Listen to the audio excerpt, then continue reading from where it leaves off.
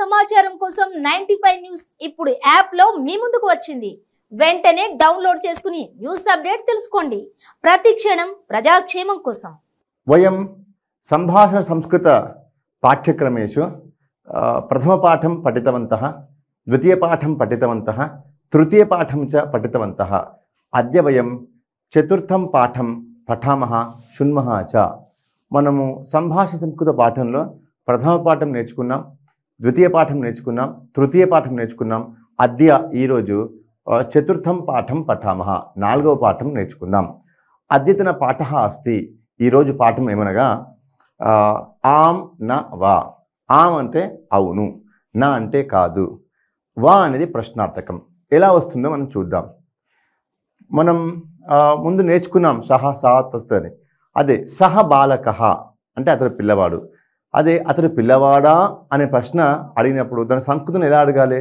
సహ బాలకః వా అంటే అతడు పిల్లవాడా. ఒకవేళ అతడు పిల్లవాడు అనుకోండి, ఆం సహ బాలకః, అవును అతడు పిల్లవాడు. సా బాలిక అంటే ఆమె అమ్మాయి. ప్రశ్న అడగాలనుకుంటున్నాం, సా బాలికావా, ఆమె అమ్మాయా అంటే ఆం సా బాలిక. తత్ వాహనం, తత్ వాహనం అంటే అది వాహనము. అది వాహనమా అని మనం అడగాలనుకున్నప్పుడు తత్ వాహనం వా, తత్ వాహనం వా, అది వాహనమా. ఆ సమాధానం ఏమొస్తుంది? ఆం తత్ వాహనం, అవును అది వాహనము అని ఆం న వా అన్నాం. ఆం వా అని నేర్చుకున్నాం. అదేవిధంగా ఇప్పుడు సహ బాలకః, సహ బాలకః వా అతడు పిల్లవాడా అన్నాం. మనం కాదు సహ బాలకః అతడు పిల్లవాడు కాదు, యువకుడు అని చెప్పాలనుకున్నామండి. సహ బాలకః నా, నా సహ బాలకః నా, సహ యువకః, సహ బాలకః నా సహ యువకః. సా బాలికా వా నా, సా బాలికా నా, సా యువతి అస్తి, ఆమె యువతి. తత్ వాహనం వా నా, తత్ వాహనం నాస్తి. తత్ కిం వదామः, తత్ర తత్ వాహనం నాస్తి, తత్ యంత్రం అస్తి, తత్ సంగణకం అస్తి. ఈ విధంగా తత్ సంగణకం అస్తి. తత్ వాహనం నా, తత్ సంగణకం అస్తి. సంగణకం అంటే అది కంప్యూటరు, అది వాహనం కాదు, అది కంప్యూటరు. తత్ అది యంత్రం అని మనం చెప్పుకోవచ్చు. ఈ విధంగా ఆం న వా అనేటువంటి ప్రయోగాలు ఉంటాయి. ఏషః బాలకః వా, ఇతడు పిల్లవాడా. మనం తెలుగులో అంటే ఇతడు పిల్లవాడా, ఏషః బాలకః వా, ఆం ఏషః బాలకః. కాదనుకోండి, నా ఏషః బాలకః నా, ఏషః యువకః. ఈ విధంగా ఏషా బాలికా వా, ఆం ఏషా బాలిక. కాదు అని చెప్పాలనుకోనండి, నా ఏషా బాలికా నా, ఏషా యువతి అస్తి, ఈమె యువతి అని మనం చెప్పుకుంటాం. ఏతత్ వాహనం వా, ఇది వాహనమా. నా ఏతత్ వాహనం నాస్తి, ఏతత్ పుస్తకం అస్తి, ఇది వాహనం కాదు, ఇది పుస్తకము. ఈ విధంగా ఆం న వా ఉంటుంది. అదేవిధంగా మనం భవాన్ భవతి అని నేర్చుకున్నాం కదా. ఈ పదములతో ఆ భవాన్ భవతి అనేటువంటివి ఎలా వాక్య ప్రయోగం చేస్తామో చూద్దాం. ఇప్పుడు భవాన్, అహం ఆచార్య అస్మి, అహం ఆచార్య అస్మి.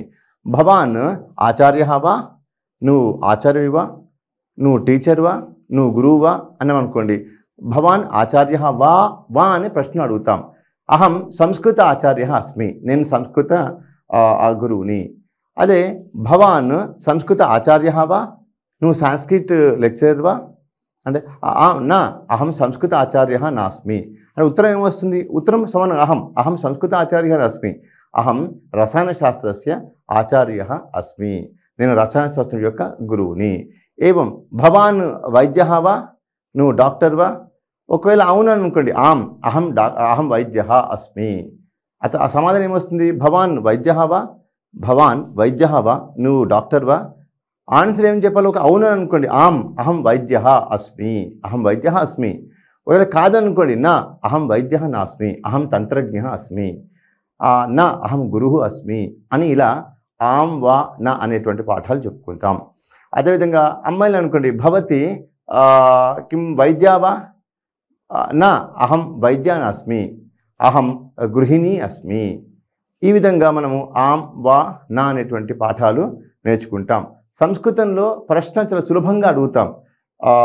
ఫర్ ఎగ్జాంపుల్ అక్కడ వ్యజనం, వ్యజనం అంటే ఫ్యాన్. తత్ వ్యజనం వా, అది ఫ్యానా, మనం తెలుగులో అంటాం కదా అది ఫ్యానా తద్వ్యజనం వా, ఒకవేళ వ్యజనం అది ఫ్యాన్ అనుకోండి, ఆం తద్వ్యజనం, అవును అది వ్యజనము, కాదనుకోండి నా తద్వ్యజనం నాస్తి, తత్ యంత్రం అస్తి, తత్ కిం వదామः అన్య వస్తు అస్తి కిమపి, ఇట్లా మనము సంస్కృతంలో చెప్పుకుంటాం అనమాట.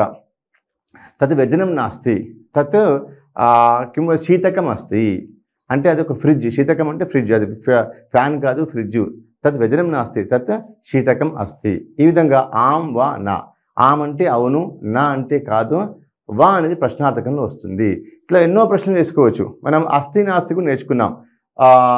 తత్ర మమ పుత్ర, మమ నేర్చుకున్నాం కదా, మమ పుత్ర తత్ర అస్తివా, మా బాబు అక్కడ ఉన్నాడా, మమ పుత్ర తత్ర అస్తివా అన్న ఒక ఉన్నాడు అనుకోండి, ఆం భవతః పుత్ర తత్ర అస్తి, మనం భవతః భవత్యః నేర్చుకున్నాం, భవతః పుత్ర తత్ర అస్తి, అవును మీ కుమారుడు అక్కడ ఉన్నాడు.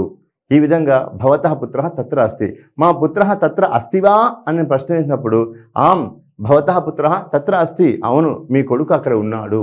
ఈ విధంగా మనము అస్తివా అంటే ఉన్నాడా, పఠతివా అంటే చదువుతున్నాడా, లిఖతివా అంటే వ్రాస్తున్నాడా అని సంస్కృతంలో మనం ఈ వా అనేటువంటిది ప్రశ్నార్థకము మనం నిర్మాణం కృత్వా బహూని వాక్యాన్ని నిర్మాతం శక్నుమః. మనం ఆం నా వా. మరొక కొత్త పాఠం నేర్చుకుందాం. పాఠస్య నామ అస్తి, కొన్ని క్రియాపదాలు నేర్చుకుందాం. ఎట్లా అంటే ఉదాహరణార్థం అహం వదామి యత్ సహ పఠతి అంటే అతడు చదువుతున్నాడు, సహ పఠతివా అతడు చదువుతున్నాడా, ఆం సహ పఠతి, అవును అతడు చదువుతున్నాడు. సహ లిఖతి అని అతడు రాస్తున్నాడు. ప్రశ్న ఎలాగానే ఆం సహ లిఖతి, సహ లిఖతివా అతడు రాస్తున్నాడా, ఆం సహ లిఖతి. సహ గచ్చతి అతడు వెళ్తున్నాడు, అతడు వెళ్తున్నాడా అని మనం ప్రశ్న అడగాలనుకోండి, ఆం సహ గచ్చతి అని. ఈ విధంగా మనకు సంస్కృతంలో వాక్య ప్రయోగాన్ని చూసారండి. ఆం న వా అనేటువంటి పాఠము తో అంటే ఈ పదాలతో సంస్కృతంలో ఎంత అద్భుతంగా వాక్య నిర్మాణం చేసుకోవచ్చు. ఇది సంస్కృతంలో సంస్కృతేన సంభాషణం అత్యంత సులభం ఇది వయం నిరూపయితుం వక్తుం, దాన్ని నిరూపించడానికి చెప్పడానికి ఇదాनीं వయం సంభాషంస్కృతం పాఠాన్ 95 న్యూస్ పక్షతః కుర్వంతః స్మః. సరే మరొకసారి ఈ ఆం నా వా, ఆం అంటే అవును, నా అంటే కాదు, వా అనేది ఒక ప్రశ్నార్థకంగా వాడతాము. ఇది ఏతత్ ఆం అనేటువంటి యద్ యహ పాఠ వర్తతే చూడండి, మనం తమిళంలో కూడా ఆమా అంటాం, ఎస్, ఇంగ్లీష్లో అయితే ఎస్ అంటాం. సంస్కృతంలో మనం ఆం. భవాన్ పుత్రః వా అంటే ఆం అహం పుత్రః అస్మి, అహం పుత్రః అంటే సరిపోతుంది. భవాన్ పుత్రీ వా, ఆం అహం పుత్రీ. ఒకవేళ ఏమేవ భవాన్ పితా వా, భవాన్ మాతా వా, ప్రశ్నార్థం అంట మీరు అమ్మనా, భవాన్ వివాహితః వా, మీరు వివాహితులా అని తెలుగులో అంటే చూడండి, భవాన్ వివాహితః వా, భవాన్ భవతి మాతా వా, మీరు అమ్మనా, భవాన్ పితా వా, మీరు నాన్ననా. ఇట్లా మనము సంస్కృతంలో అద్భుతంగా ప్రశ్నలు వేసుకోవచ్చు. అదే తత్ వ్యజనం వా, అది ఫ్యానా, తత్ సంగణకం వా, అది కంప్యూటరా, సహ మానవః వా, అతడు మనిషా, సహ సింహః వా, అది సింహమా. ఈ విధంగా మనం ప్రశ్నలు వా వా అని వేసుకోవచ్చు. ఆన్సరు ఒకళ్ళు ఎస్ అయితే ఆం, ఆం సహ మానవః, ఆం సహ బాలకः, ఆం సహ పురుషः, ఆం తత్ వ్యజనం, ఆం సా బాలిక, ఆం అని అవును ఆమె అమ్మాయి అని చెప్పాలంటే ఆం సా బాలిక. ఈ విధంగా ఆం నా వా అని బహూని వాక్యాన్ని ఏవం వయం నిర్మాణం కర్తుం శక్నుమః. కొంచెం సంస్కృతంలో ఇదాनीं వొకాబులరీ ఇత్యుక్తే కించిత్ పఠితుం వయం ప్రయత్నం కుర్మः.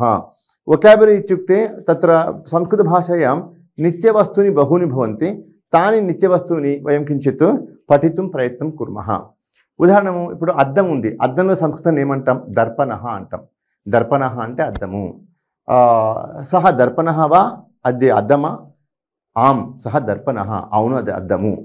కొంచెం వొకాబులరీ చూడండి, దర్పణః అంటే అద్దము. అదేవిధంగా కంకతం అంటే దువ్వెన, దువ్వెని సంస్కృతంలో కంకతం అంటాం. దువ్వెని ఏమంటాము, కంకతం అంటాం. ఫేనకం అంటే సబ్బు, దేహఫేనకం అంటే సబ్బు. సబ్బుని సంస్కృతంలో దేహఫేనకం అంటాం. అదేవిధంగా బట్టల సబ్బు అంటాం మనం. దాని సంస్కృతంలో ఏమంటాం? వస్త్రఫేనకం. వస్త్రఫేనకం అంటే బట్టల సబ్బు. అదేవిధంగా మనము ద్రోణి. ద్రోణి అంటే బకెట్. ఇంగ్లీష్ మనం బకెట్ అంటే చూడండి, సంస్కృతంలో దాన్ని ద్రోణి అంటాం. ఎంత బాగుంది కదండి పదము.